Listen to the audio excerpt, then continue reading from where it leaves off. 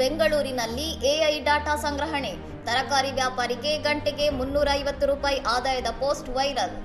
Generative AI ತಂತ್ರಜ್ಞಾನಕ್ಕಾಗಿ data ಕಲೆ ಹಾಕಲು ತರಕಾರಿ ವ್ಯಾಪಾರಿಯೊಬ್ಬ ತಲೆಗೆ ಎಐ ಗ್ಯಾಜೆಟ್ ಧರಿಸಿರುವ ದೃಶ್ಯ ಬೆಂಗಳೂರಿನಲ್ಲಿ ಕಂಡುಬಂದಿದೆ.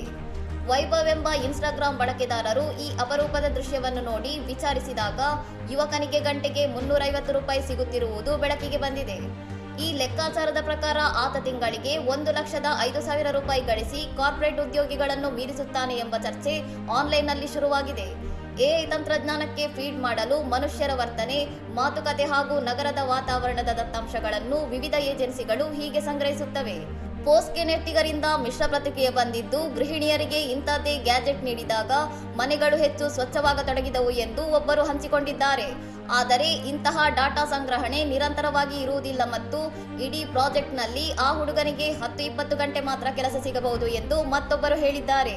ಇನ್ನಷ್ಟು ಸುದ್ದಿಗಳಿಗಾಗಿ ನೋಡ್ತಾ ಇರಿ ಸೌರಂ ಟಿವಿ.